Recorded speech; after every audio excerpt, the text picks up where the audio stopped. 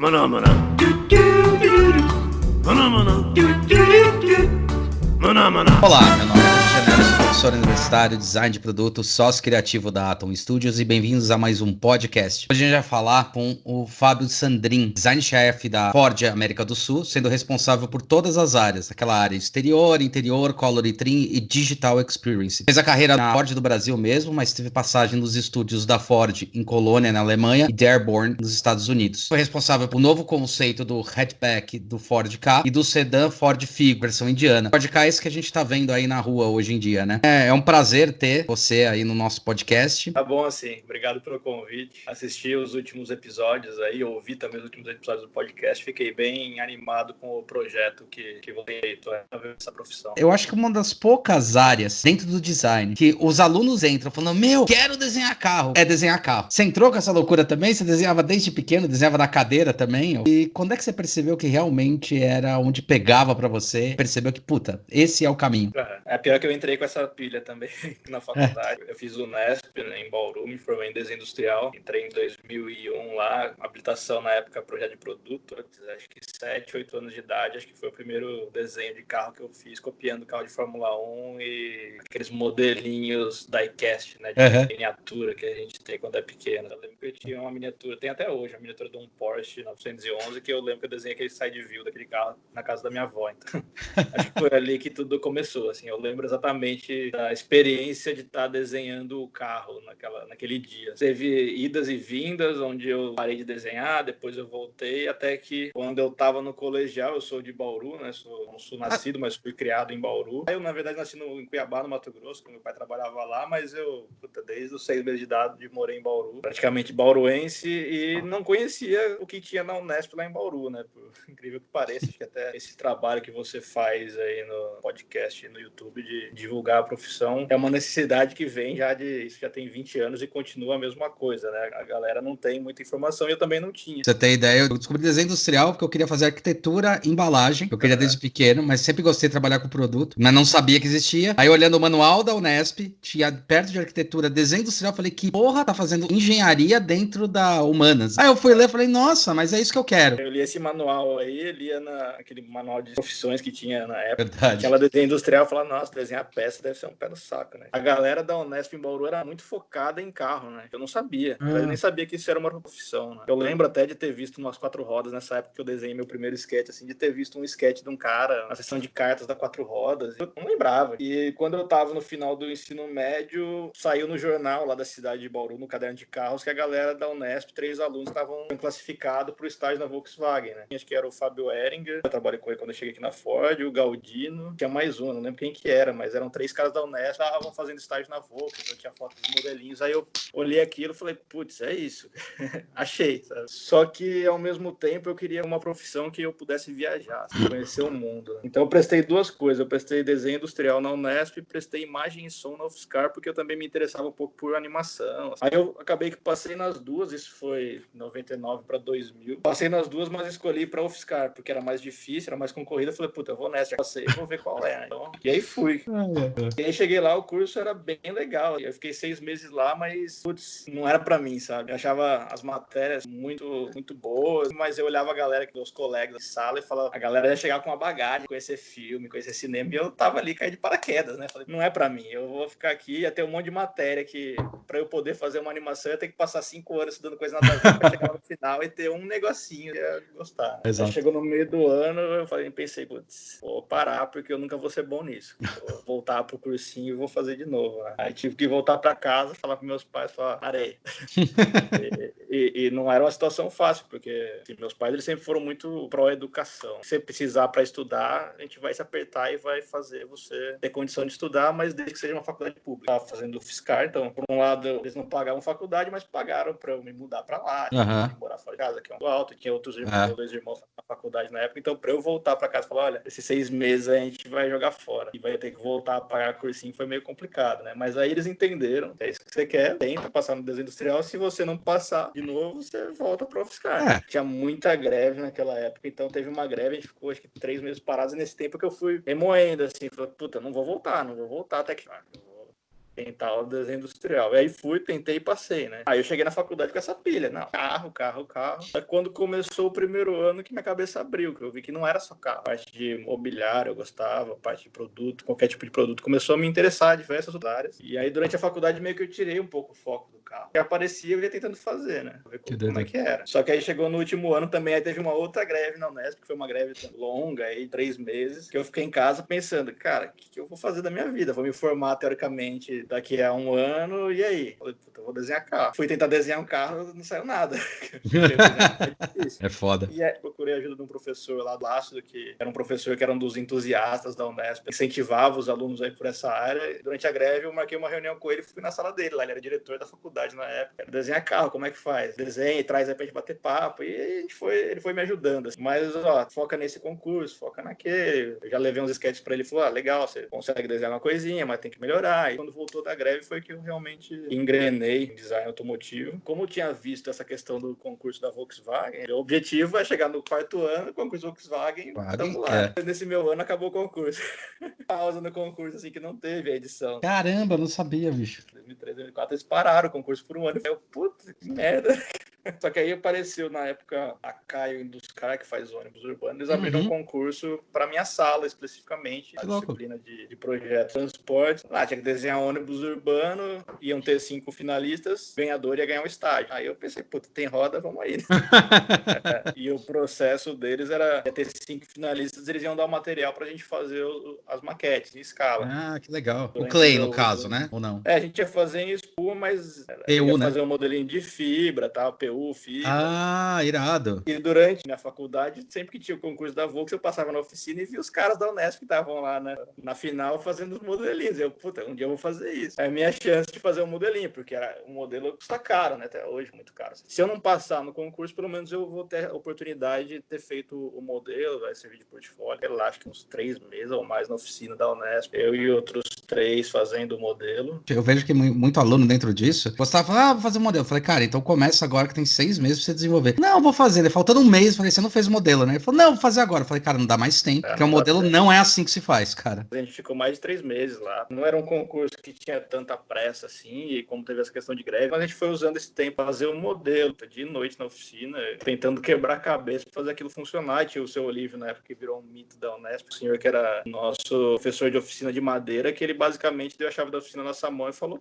fica aí, só não se corta. Usa o que vocês tiverem que usar e faz o negócio. Se precisar de alguma coisa, vocês me ligam e eu te dá um jeito, sabe? Ele via a vontade dos alunos e falava, cara, eu te ajudo a fazer. Vamos aí, vamos descobrir como é que faz e no final vai sair. Porque acho que foi um dos caras que fez a diferença, não só pra mim, mas como pra essa galera da Unesp que saiu dos anos 95 a 2010. Esse cara formou muito design automotivo. Legal. Por conta dessa postura de vamos fazer. Galdino, a galera mais nova, todo mundo que teve a oportunidade de trabalhar um pouquinho com o seu Olívio, ele fez a diferença. Né? Foi nessa pegada do se vira, vamos dar um jeito, vamos fazer e sair, assim, o negócio sai coisa boa. E hoje, olhando pra trás, assim, eu vejo que na minha carreira aquilo fez uma diferença muito grande, porque naquele momento, todo mundo chegava na oficina, tinha eu e mais 3 concorrentes meus ali, que eram amigos. E a galera olhava, assim, a galera que chegava de fora, às vezes passava, era amigo de um ou do outro, chegava, pô, mas você tá fazendo concurso, você tá disputando com esse cara aqui do lado, você tá com o seu trabalho aberto pra ele, você não tem medo do cara copiar, e ali acho que caiu a ficha, design, você não compete com os outros. Não tinha como o cara pegar um pedaço do meu projeto e incorporar no dele sem que parecesse realmente uma cópia forçada. Apesar de ser competitivo, cara, você pode perder, você vai perder pra você mesmo. Se você não fizer ser o melhor. Então, uma coisa legal quando você comentou isso daí, que é uma coisa até que eu comentei com o Morita, eu fico, na verdade, impressionado quanto na área de design automotivo, vocês são mais unidos que na área, por exemplo, de produto. Que ainda tem, essa competição é uma coisa que vem muito da indústria e do produto. Eu tive um escritório, trabalhei muito com isso daí, era a questão da postura dos designers. Você sabia que não tinha nada com o outro, não tinha como copiar, não é isso. Mas vocês são mais unidos em relação a isso. Eu acho que também era muito da dificuldade, né? Então a galera se ajudava. Uma das coisas que eu sinto no design automotivo é muito isso. Se uma pessoa tem vontade, tem interesse, ela procura alguém da área, com raríssimas exceções, essas pessoas vão ajudar. Pode não ser o tempo todo, mas no tempo que der, às vezes, vão bater um papo. Hoje tem muito mais recurso, né? Mas naquela época você não tinha recurso. Esse recurso que eu digo de onde é que você vai aprender. Onde é que você vai aprender a fazer sketch de carro? Não tinha onde aprender. Não tinha cara dando curso, não tinha Trovati, não tinha ícone, cara, tutorial no YouTube, não tinha nada disso. Tinha nada disso. Então eu lembro claramente, assim, segundo ano de faculdade foi o Arthur Martins e o Hélio Queiroz, um estagiário da Volkswagen, foram apresentar o TCC. Levaram os modelos e encheram a sala com os boards, assim, fenomenais de sketches. Eu olhava e falava, é isso, só que eu não tenho nem ideia como é que faz isso. Mas aquilo era referência. Aquilo era, você olhava pro cara e falava, eu quero isso, como é que eu faço? Começava a fazer o network com esses caras. Não tinha internet, não tinha sketch na internet, era muito difícil de achar. O que tinha era Orkut, que você achava, tinha algum outro site que tinha biblioteca de sketch que você ia caçando. E no meu caso, na Unesp, tinha o TCC da galera que tinha passado por lá. Então, puta, se a aula tava chata, eu saía da aula e ia pra biblioteca ficar olhando o trabalho dos caras, sabe? Como é que o cara fazia sketch de um jeito, como é que era do outro. Então, tipo, quando eu pirava a aula, quando eu cabulava a aula, era que eu tava na biblioteca, sabe? Assim, olhando os TCCs, olhando as revistas e tentando entender como é que era aquele mundo, sabe? Então, isso foi uma parte, assim, bem bacana do aprendizado. Também uma coisa que me marcou muito naquela época foi quando a gente tava terminando os modelos, assim, já tinha voltado às aulas, e eu fiz uma pré-montagem do meu modelo. Meu modelo era bem mais maluco, assim, era mais futurista do que o dos outros. Era um ônibus urbano, mas o meu era redondo. A galera falou, faz um ônibus urbano, os caras falaram, fizeram um ônibus urbano. O meu era assim, eu falei, não, eu quero um ônibus urbano para rodar no centro de São Paulo. Eu não vou querer um ônibus urbano para rodar na grande São Paulo. Eu quero que tenha um ônibus menor, tipo um micro-ônibus para andar no centro, mais versátil, mais ágil, e que ele vai fazer meio que um hub. Já tava discutindo a mobilidade em si, não o Só que eu transporte, nem né? sabia disso, né? Mas isso que é louco, é mindset, né, cara? É muito doido. Não, vou chutar o pau da barraca. Mas o conceito disso que eu tinha pensado, ele poderia ser aplicado numa solução mais convencional ou em algo mais futurista. E eu falei, vou pro futurista porque é a chance de eu tentar algo diferente. Quando teve a final do concurso lá, tomei uma paulada. O cara falou, isso aí não funciona. Onde dá muito viajado, eu falei, tudo bem, mas eu posso aplicar o mesmo conceito num ônibus igual você faz hoje. Aí no fim acabei ganhando o concurso, mas quando tava fazendo essa pré-montagem, assim, do modelinho, eu montei o modelo na oficina, assim, a galera tava chegando pras aulas, assim, na sala do lado, a galera passou e começou a entrar na oficina, atraída pelo modelo, e, assim, todo mundo a pirar naquilo que eu tinha feito. Assim, me falou, puta, é isso que eu quero, sabe? Assim, não por reconhecimento, nem por status, mas porque eu entendi que uma coisa que eu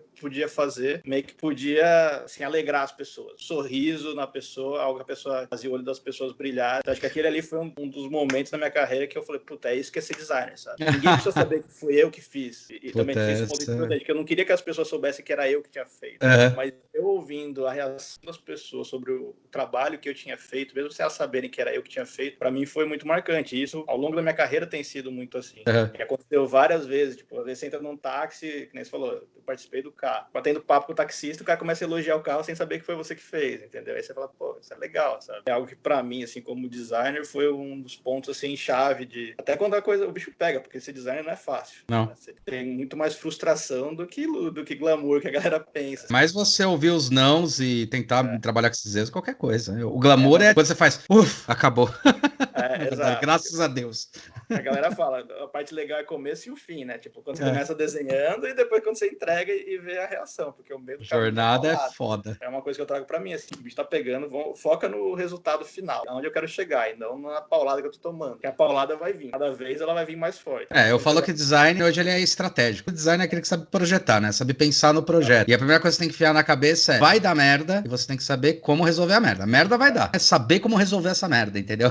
Você tá lá pra cutucar pra dar merda, porque você não cutucar quer dizer que você tá se repetindo, né? E o se repetir é muito fácil. Então a indústria puxa pra você se repetir, porque é mais seguro. Sim. Então, ao mesmo tempo que a indústria te empurra para ser inovadora, ela, principalmente automotivo, que é um investimento bilionário, em muitos casos. Projetos longos, né, cara? 5 anos, né? Pelo jeito. Conseguir convencer, sei lá, 10 níveis da empresa de que aquilo que você está desenhando é o que vai acontecer. Tem que ir enxergando o futuro, que ninguém está vendo. Eu estou estudando e eu estou vendo que está indo por esse caminho. Tendência, né? Tendência. E a galera às vezes acha que, não, designer tem a visão além do alcance. É maconheiro, né? Porque quantas vezes eu já ouvi isso também? Meu, é mó legal, você fica parando, pensando. Só, bicho, para conseguir gerar tudo isso de informação, para que eu tenha a sinapse, para que aconteça. Exato.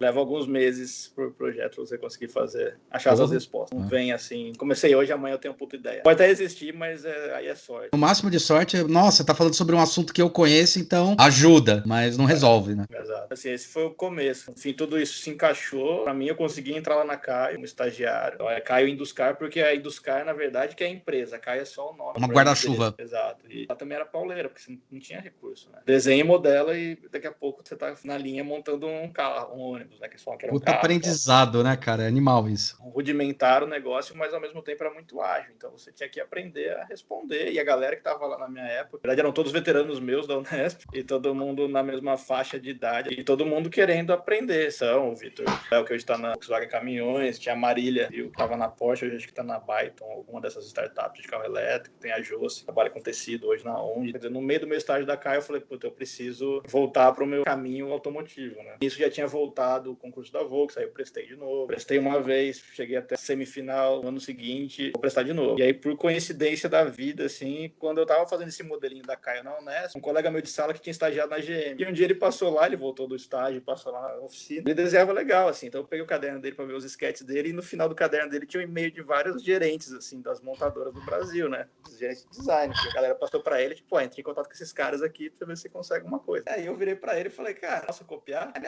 pega aí. Eu peguei e mandei meu portfólio, né? Foi pedindo feedback. E alguns me responderam, e um dos que me responderam foi o João Marcos, que era o gerente da Ford aqui na época. O Marcos Amo. Tempo, eu no meu estágio lá, eu tentar entrar no automotivo, eu peguei e mandei um e-mail pra ele. Falei, meu nome é Fábio, a gente conversou uns 6 meses atrás, queria saber como é que é o processo de estágio na Ford, vocês têm vaga, como é que eu faço pra participar? Ele falou, não, tem uma vaga agora, quer vir? Opa, quero. Ele marcou uma entrevista em São Bernardo, foi naquela época que teve aquele pau do PCC, lembra que fechou São Paulo? Lembro. Foi naqueles dias, assim, naquela semana, era a minha entrevista em São Paulo. Aí eu peguei um ônibus em Botucatu pra São Paulo, cagando de medo, né?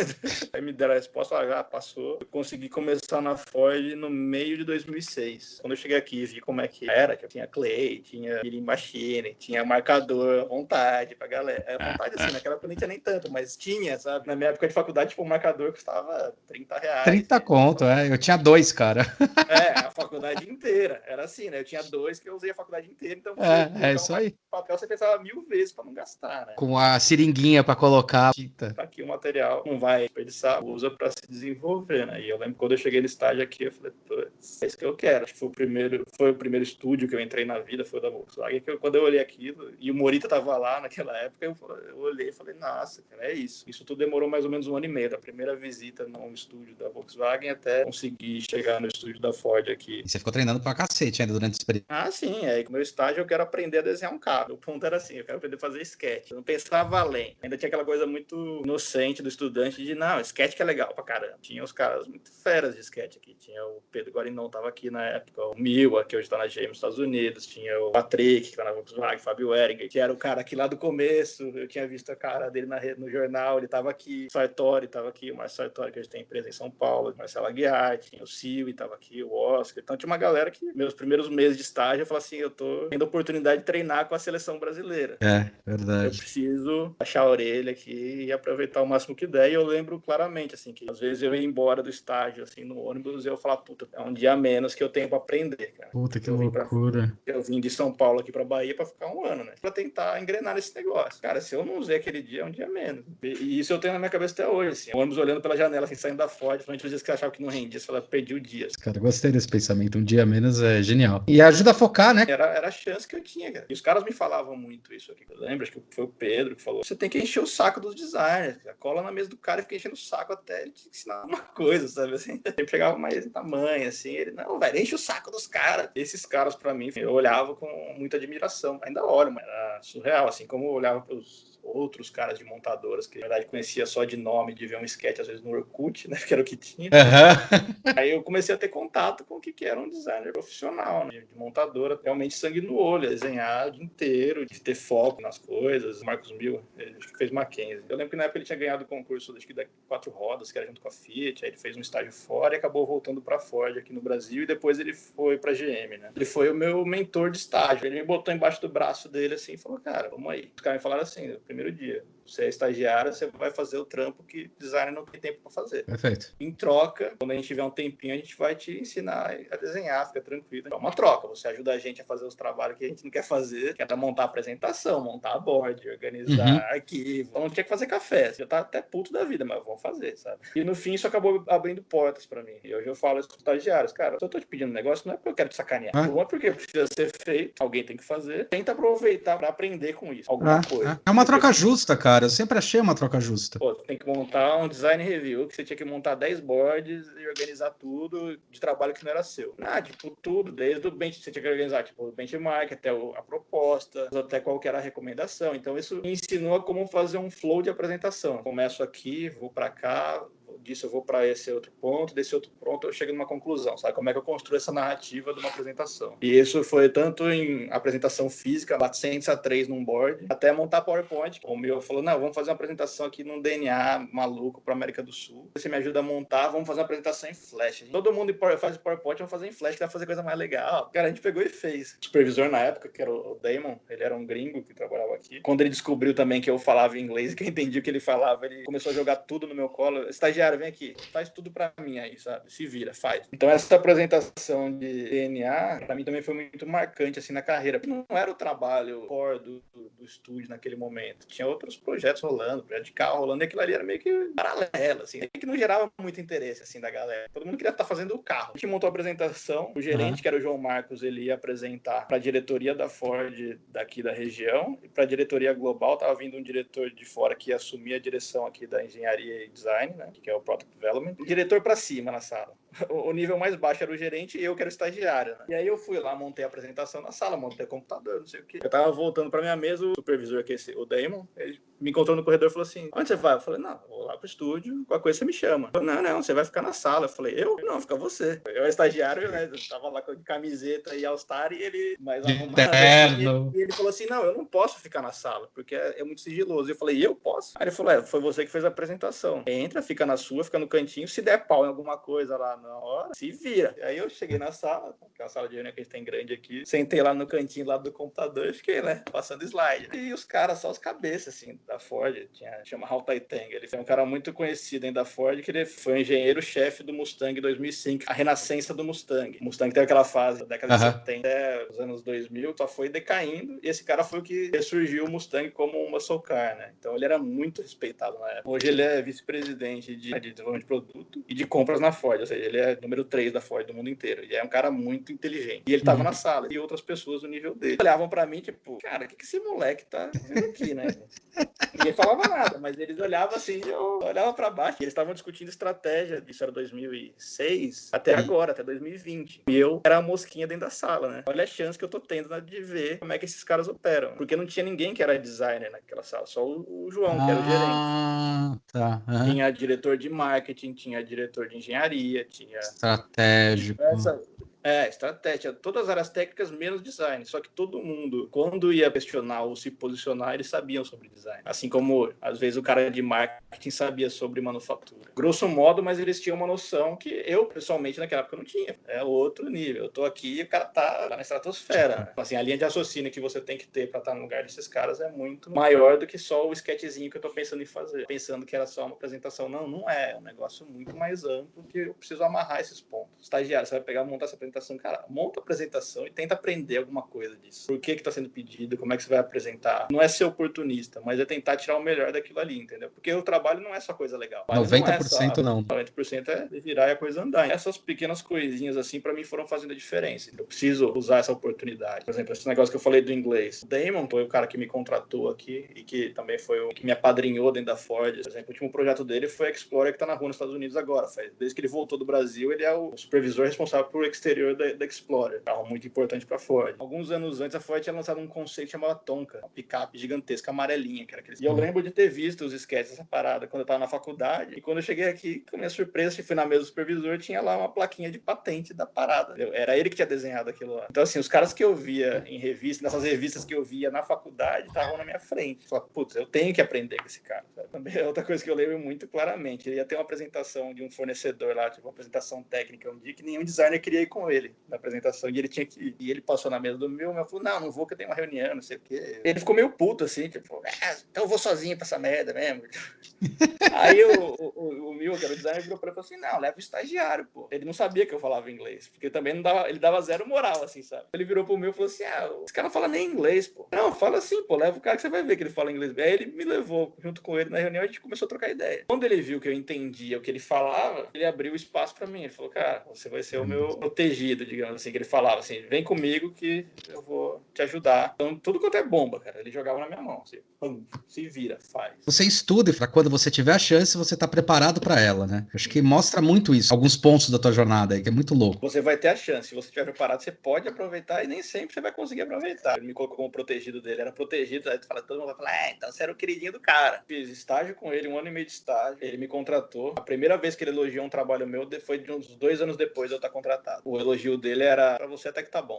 Tipo, era nessa pegada, assim. Então ele fazia de propósito, ele fala assim, cara, car designer tem que ter pele grossa. Você vai tomar porrada, você tem que aguentar porrada. Chegar numa reunião, você não tá preparado, ele virava as costas e ir embora. Aí você, não, volta aqui, eu tenho que apresentar. O problema é seu, você tem que apresentar. Se você não tá pronto na hora que você marcou a reunião, você que tem que entregar seu trabalho. Se você não priorizou seu trabalho para quando eu chegar estava pronto, se vira. Ah, mas vai atrasar o projeto inteiro. Tá bom, você quer que eu pare o meu tempo agora e as outras coisas para te ajudar em coisas que você não se preparou direito. Então era nessa pegada. Você que tá atrasando o projeto, não eu. É isso aí. Exato, era bem essa mensagem, assim. E isso começou a formar quem eu sou hoje. Por mais duro que isso seja, é a realidade, assim, da indústria. Eu vejo muito que a gente, como brasileiro, e principalmente designer brasileiro, ou estudante de design brasileiro, não tem muito compromisso com prazo, com entrega. É tudo muito flexível. Isso é uma crítica bem forte. Eu até converso com os alunos. Às vezes, é melhor você entregar o que você tem no prazo, porque em cima daquilo dá para discutir muita coisa, do que simplesmente falar, me dá mais um dia, cara. E se mais um dia, você fudeu o teu projeto inteiro. Exatamente, não existe mais um dia. E acho que uma das primeiras coisas que eu aprendi no meu estágio também foi isso, que quando eu cheguei, os caras falaram, faz tal coisa. Eu fiquei na minha, peguei e fui fazer. Os caras, não, volta aqui. A primeira coisa que você tem que perguntar é pra quando. Você não sabe pra quando você tem que entregar, você vai fazer o quê? Como é que você vai planejar o seu flow de trabalho pra estar pronto naquele dia? E aí esses caras também me ensinaram o seguinte, isso que você falou, não adianta eu ter 100% ou 110% um dia depois. É melhor eu ter, às vezes, 90% na hora certa ali, que foi combinado, e mais que não seja perfeito, aquilo vai me dar a possibilidade de ter um material pra discussão,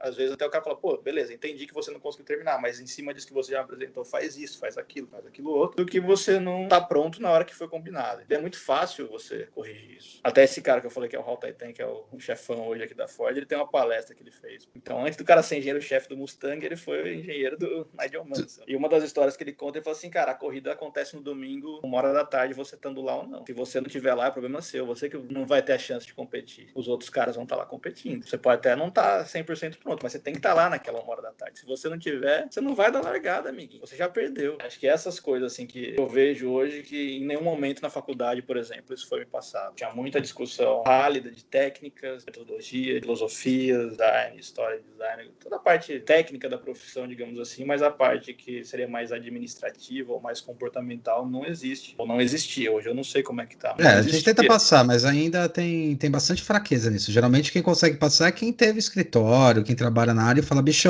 legal, bonito, mas não é assim que funciona, taca a pau, tá ligado? Por exemplo, eu lembro que quando eu pedi esse meu primeiro feedback pro João Marcos por e-mail, ele falou, cara, legal seu portfólio, mas ele é muito conceitual, você tem que fazer coisas mais comerciais, porque é como a gente vai conseguir medir a sua criatividade, o quanto que você vai conseguir agregar de valor para a empresa, que é muito mais focado em produção do que em conceituação. Sim. Não é um estúdio de design avançado, por exemplo, que você pensa daqui a 20 anos. A gente vai pensar para 5, 10. Onde é que fica o estúdio avançado de vocês? Tem Estados Unidos, Europa e Ásia hoje. Tem Danton, na Inglaterra, tem Irvine, na Califórnia, lá em Detroit, que é Dearborn, e em Xangai, né? Eventualmente, a gente faz colaborações com eles para dar um ponto de vista sul-americano, por exemplo. Muito mais a parte de tendências. Pô, beleza, todo carro aqui, a tendência daqui a 15 anos é carro autônomo, comando de voz, ou o cara vai deixar de usar carro daqui a 10 anos, e a gente tem que mudar para isso. Aí você fala, peraí, amiguinho, porque aqui a gente não vai ter isso tão imediatamente. Ou vai ter em São Paulo, mas o resto do Brasil você não vai ter isso ao mesmo tempo. E tropicalização tem uma entonação muito negativa, assim, de forma geral. É engraçado, tem mesmo, eu já percebi. E a gente faz pra caramba por exemplo, para eletrodoméstico a gente fez muito, que o termologia era justamente para isso. Para a Sonic entrar aqui, a gente precisa fazer tropicalização, beleza. Começou a fazer todo o estudo para ver qual era a percepção do usuário. Então, todas essas coisas a gente vai aprendendo a lidar, né, ao longo da carreira. Eu aprendi a fazer durante a carreira oportunidades e por treinamento. A faculdade eu já fazia mais ou menos ok, mas não tinha nada técnico em relação a isso, era apresentação. Eu, pessoalmente, sempre fui muito tímido, mas de alguma maneira, desde a faculdade, quando eu ia falar do meu trabalho, então era o que eu me sentia confortável, eu sabia do que eu estava falando. Quando eu chegava lá na frente, eu mandava bem. Durante a minha carreira, eu fui construindo também em cima disso, e eu vejo que muito designer não constrói em cima disso. mas você tem que se preparar, tem que treinar, você tem que saber onde é que você está fazendo bem, o que você precisa melhorar. Enfim, na faculdade foi zero. Na indústria, se você não prestar atenção nisso e você se cobrar disso também, tende a ser muito pouco. A indústria vai te dar ferramentas para você se desenvolver. Se você não desenvolver, vai chegar uma hora que isso vai virar um ponto negativo seu. Aí às vezes aparece uma puta oportunidade, aí você tem sua lista lá de 10 caras pra apresentar, e você vai olhar e fala, puta, esse aqui faz isso bem. Você não pode colocar um cara lá, tipo, na frente da imprensa que o cara não vai conseguir falar. Ele não vai estar representando ele como profissional somente. Sim. Ele vai estar representando a empresa. Ele é o porta-voz, então ele tem que saber se posicionar da forma correta, ele vai ter que saber falar da forma correta, ele vai ter que, às vezes, encarar perguntas difíceis e desagradáveis e não vai poder espanar e perder a boa, achar uma saída polida, às vezes até deixar de responder. Automotivo, o jornalista quer saber o que você está fazendo para daqui a 3, 4 anos e o cara não vai te perguntar isso diretamente. E também é o papel deles, porque eles têm que achar a notícia. Não precisa nem chegar nesse ponto, você precisa estar preparado para fazer as apresentações internamente. O cara pode ter feito um puta trabalho, conceituação, sketch, blá blá blá, fez o modelo. Se o cara chegar lá na hora de apresentar, muitas vezes, não quer dizer que isso sempre acontece, tá? Porque muitas vezes a imagem vai falar muito mais alto, mas dependendo do tipo de apresentação, você vai ter que saber explicar. Se você não está acreditando que você está apresentando, não vai ser o cara que está assistindo que vai acreditar. Você é que tem a obrigação de mostrar o seu olhar para ele, né? Ele é a obrigação de entender o seu olhar. Eu fiz isso aqui, mas não é bem isso. Eu vou ainda corrigir. Não, você vai apresentar o que você tem ali na hora. Exato. Se você não fez, nem fala que você não fez. Quando eu fui colocado na posição de supervisor aqui uns anos atrás, eu fui apresentar para um diretor de design. A gente fez tudo isso, expliquei tudo, legal. Aqui a gente ainda vai fazer. Ele falou, pode parar. Só discute nessa reunião aqui o que está na tela. O que você não fez, semana que vem você volta e mostra. Não precisa nem gastar meu tempo falando do que você vai fazer. É um ponto nevrálgico muitas vezes. Às vezes você tem uma puta ideia, a insegurança de passar o uso inadequado das palavras. Quando você falou, eu acho, tem uma coisa que é assim, cara, você acha que você não tem certeza. Se não tem certeza, o que você está me apresentando? Recentemente, que eu fui falar sobre uma pesquisa e eu falei, a gente achou, mas no sentido da gente encontrou um resultado. De encontrar. Para tentar encontrar o que aconteceu. Você tem que me falar o que aconteceu. Eu tinha 5 minutos para falar o resumo do projeto inteiro.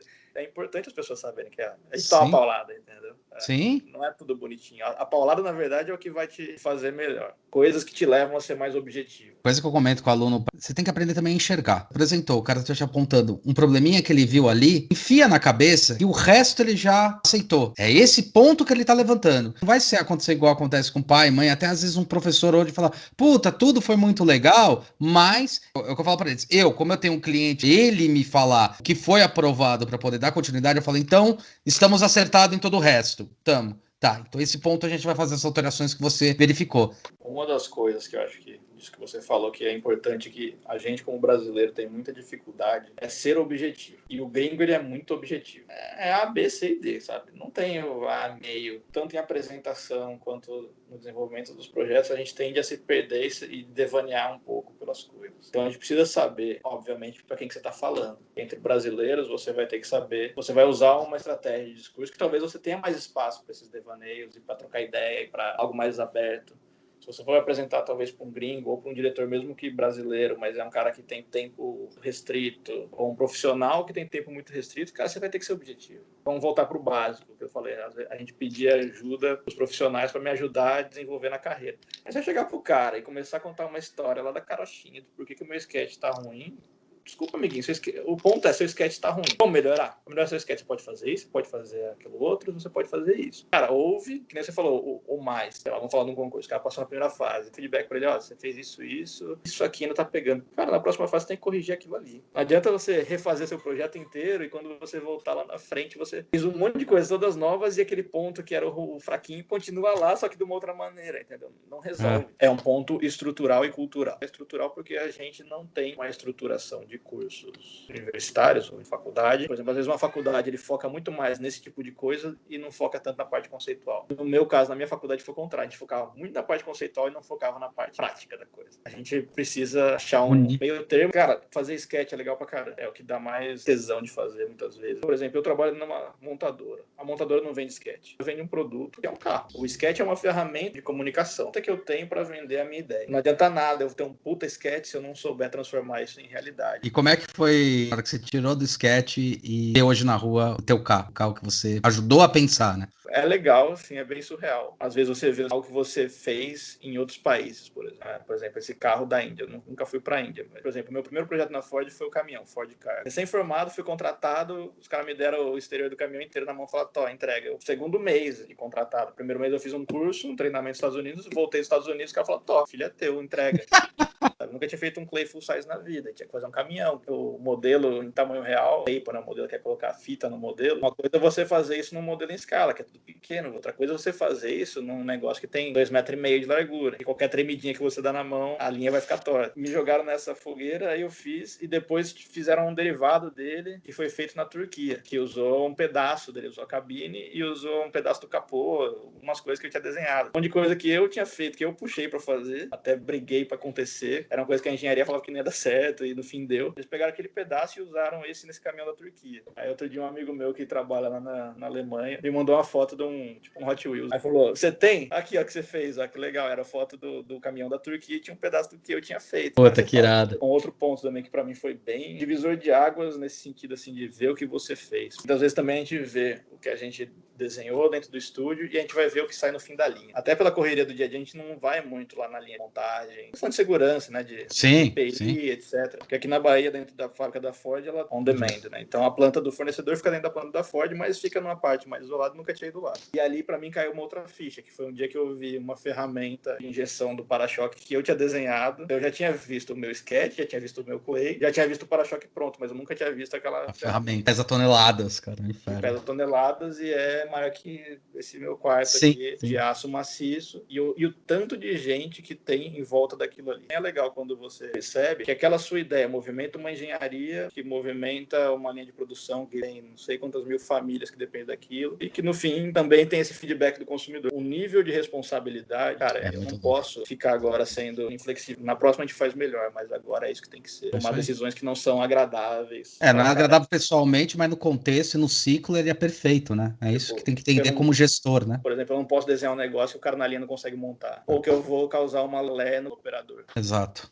Meu trabalho é só desenhar e fazer aqui o play. Não é ferrando. Também você não pode colocar todo esse peso nas suas costas, não você trava, né? Algumas coisas eu vou ter que realmente ser mais conservadora, eu vou ter que ser mais pé no chão pra fazer a coisa andar da maneira que seja melhor pra todo mundo. Esse lado que você tá falando é engraçado, que eu sempre cheguei porque eu sempre tive muito tesão nessa área. Você tem o tesão de desenhar, eu tive o tesão de entender como um desenho pode ser produzido. Eu acompanhava o processo, da produção do molde, o que tinha, quais eram as ferramentas. E é lá na frente que vai entender uma outra coisa que eu comento até com os alunos. Muito legal falar sobre sustentabilidade, ecologia, um monte de coisa, mas vocês ficam ainda presos no material. O plástico injetado, muitas vezes, é o menor dos valores da cadeia. Tipo, você tem o cara que vai produzir, como ele vai produzir, a máquina que tá fazendo, de que maneira você pediu pro cara montar, que talvez seja um puta trabalho, questão da LER, que você está falando sobre uma cadeia que tá envolvida nisso, e o material não é o mais importante. Quer ser ecológico? Entenda como tudo isso vai impactar a cadeia. O exemplo da célula solar, ela foi inventada há um bom tempo atrás, morreu uma época, porque o tempo de vida dela em relação ao quanto ela causava de impacto era praticamente a mesma coisa. Agora estão fazendo células solares realmente que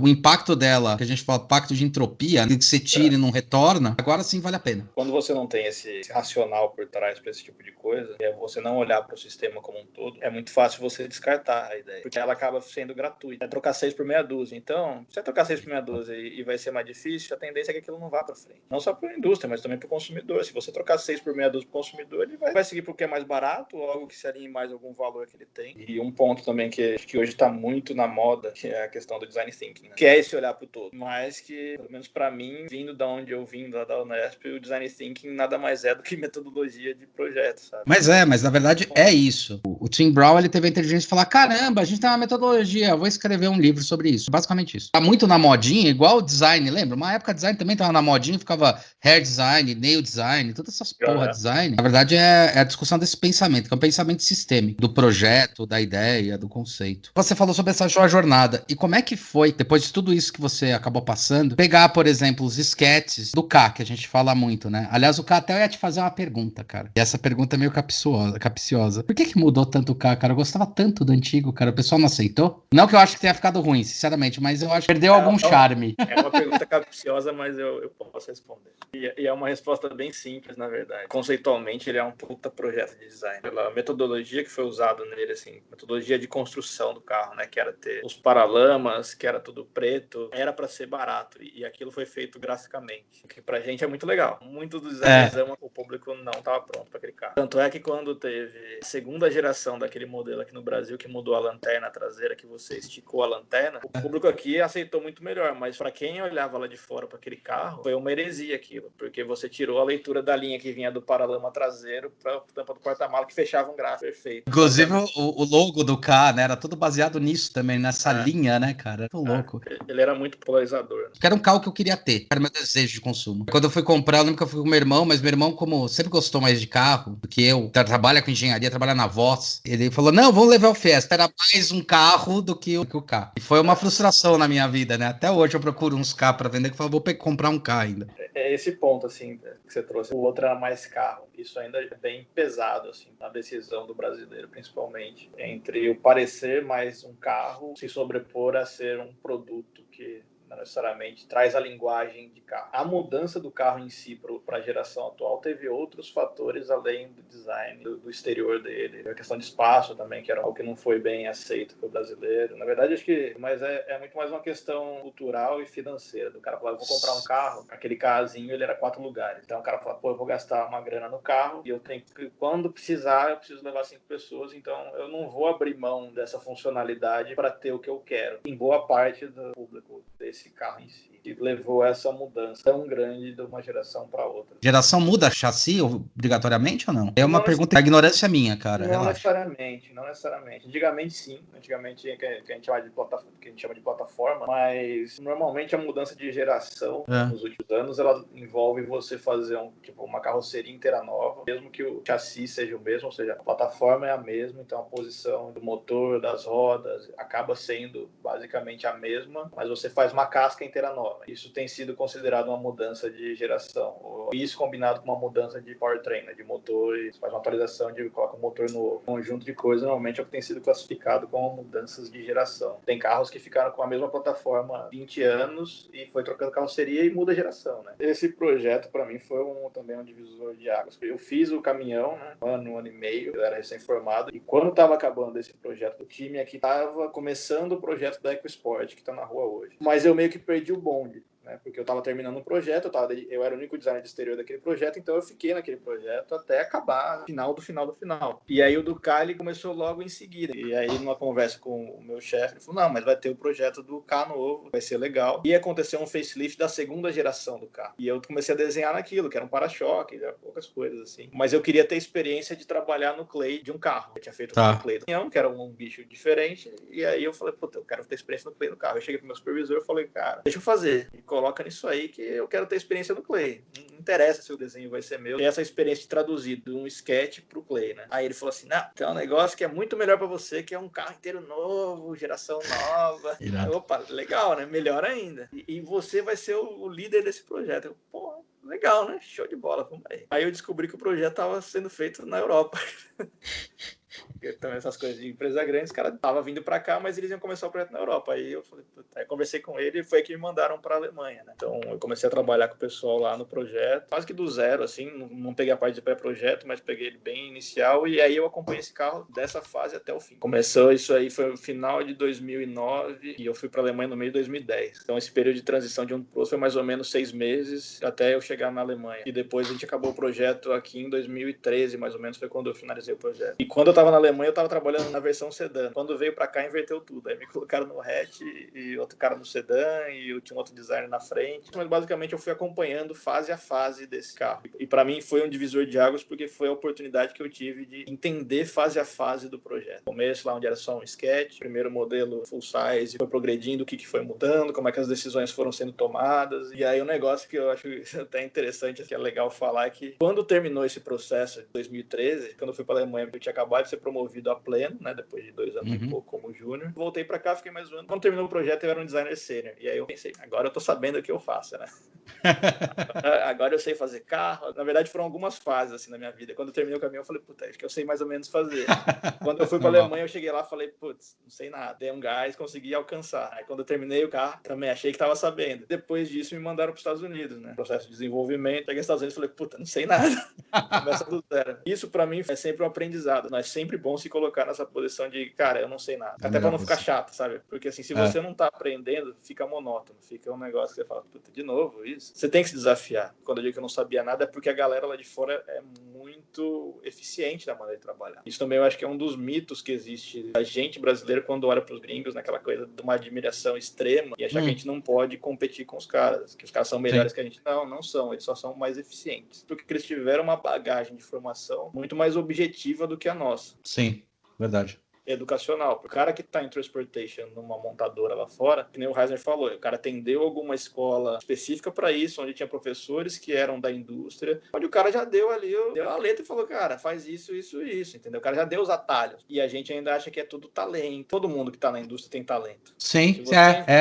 Se você entrou, é porque você tem talento. E você vai se manter é como é que você trabalha. Você se organiza para ser o mais eficiente possível. E ser eficiente não é virar uma máquina de trabalhar. Sim.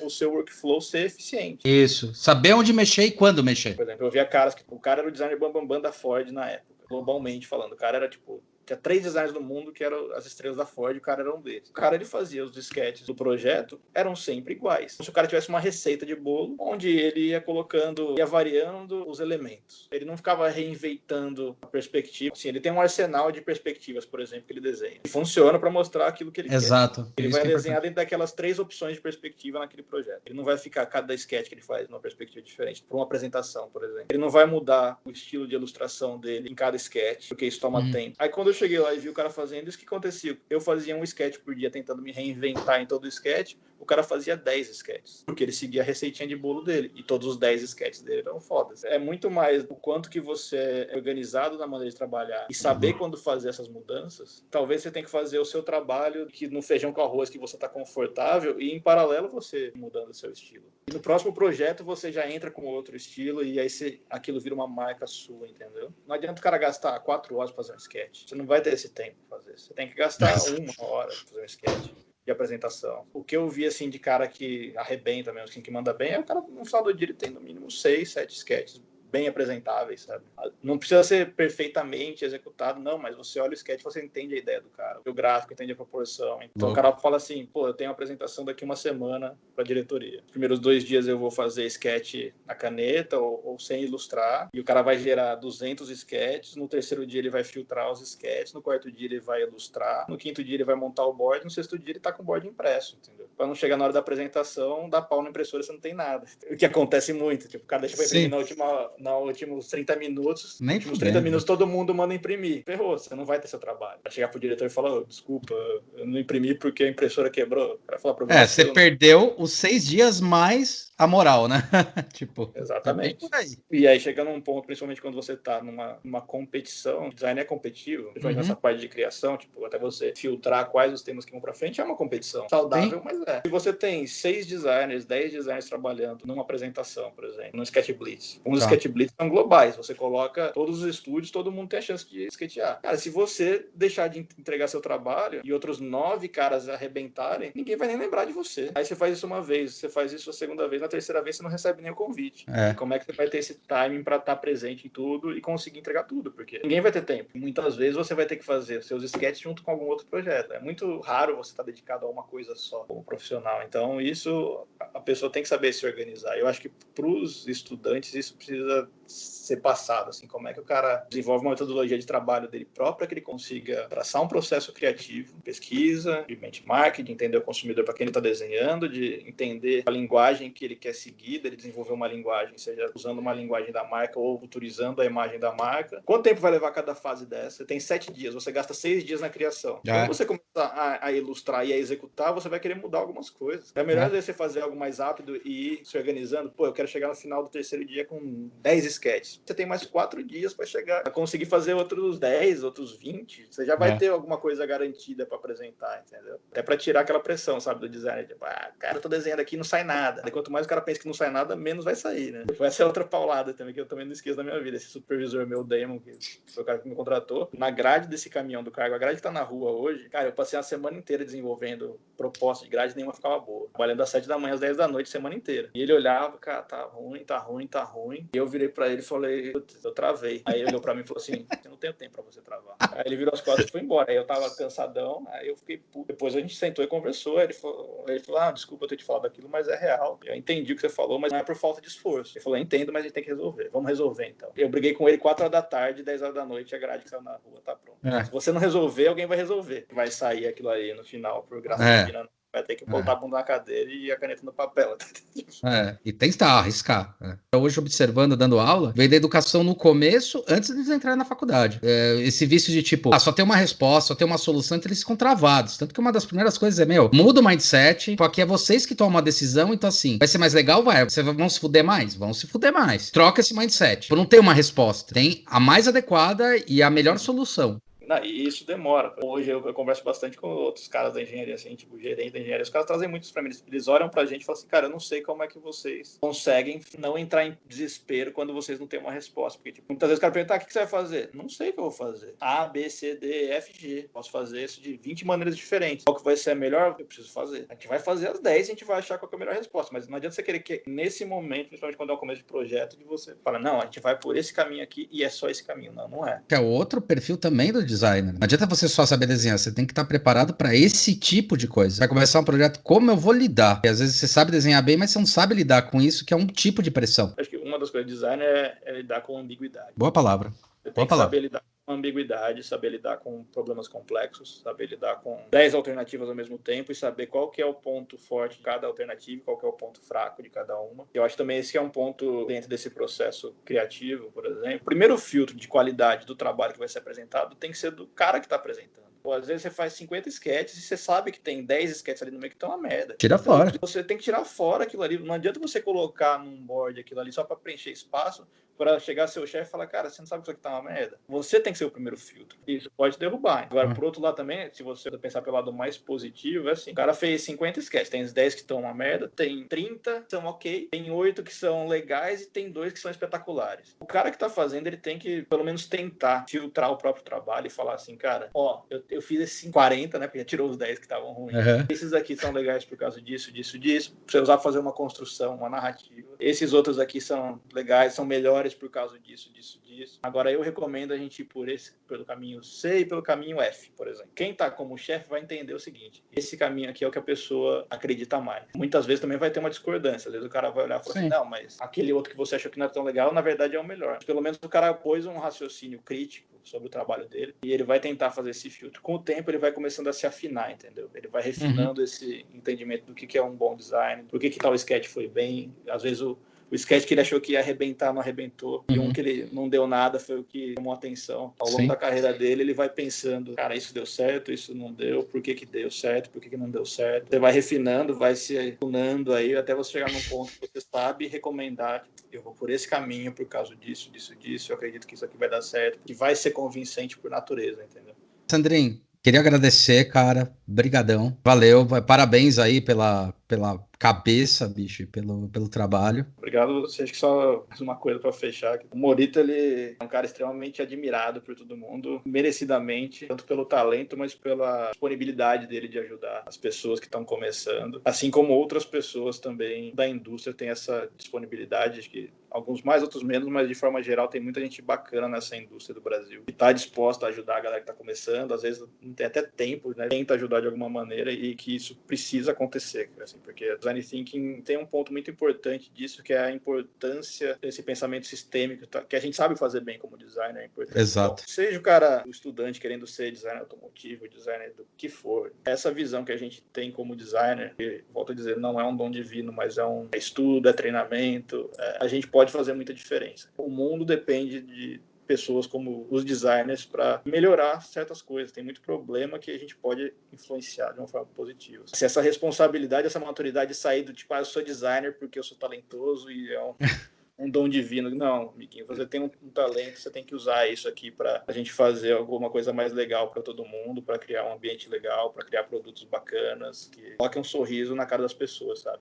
E a molecada tem que, graças a Deus, mas também esse esforço dessa molecada, eu vejo que a molecada está chegando hoje nas faculdades, eles já chegam muito mais preparados do que eu e você chegamos na faculdade. É verdade. Uma cabeça muito boa, eles têm muita informação, é uma geração totalmente diferente. Pode fazer diferença, mas precisa de ajuda. Para ser norteada, acho que a gente que é mais velho precisa ajudar a nortear, não no sentido de, eu sei tudo, eu sou foda. Não é isso, não é isso. Mas também a molecada tem que baixar a cabeça e às vezes ouvir um pouquinho mais, porque nem um só que tá certo, nem o outro. E é aí que vai conseguir fazer diferença. Então acho que esse papel que você falou do Morita, que é uma pessoa que consegue ter muita influência no meio mais jovens, aí, isso é muito bacana, cara. Isso é muito legal. A gente ter trazido ele para cá, pra gente foi algo espetacular, assim como o resto da galera que tá aqui também. A gente na Ford tem um perfil um pouquinho mais low profile, assim, que não fica... Às vezes a galera nem sabe quem tá aqui, mas uma galera que joga em alto nível, assim, em design, assim como nas outras montadoras também. Acho que design no Brasil, a galera manda bem, porque a gente foi criado para se virar. Fala assim, eu não sei nada, mas também eu não sou um Zé Ninguém. Eu vou ganhar desse maluco aqui, não interessa de onde ele veio. E brasileiro tem que ser assim, cara. Mas se a gente ficar com síndrome de vira-lata para sempre, a gente não vai ganhar. Para lugar nenhum. Tem que trabalhar para ganhar seu espaço e fazer o design brasileiro ser reconhecido. E já tem uma galera que faz isso. Então, esses caras que eu falei, Arthur, Galdino, Pavone. Eu costumo dizer que o mais importante não é saber, ter o telefone de quem sabe. Exatamente. Conhecer quem sabe, quem vai te ajudar a entregar as coisas. E tem muita oportunidade, sabe? A molecada pode voar. A molecada tem tudo, assim, para conseguir arrebentar e tá arrebentando. A gente nem sabia que era design, né? Era desenho industrial. Eu, né? E conseguiu descobrir que desenho industrial e design é a mesma coisa. Já era uma sem internet, já era foda. Então. E aí, nessa questão de home office, outro dia teve uma reunião global nossa da Ford. Um designer perguntou lá, mas meu equipamento não tá funcionando direito, o que eu faço? Aí o nosso VP virou pro cara na reunião global e falou assim, que tal voltar pro papel e caneta? Aí você fala assim que usar arrebenta.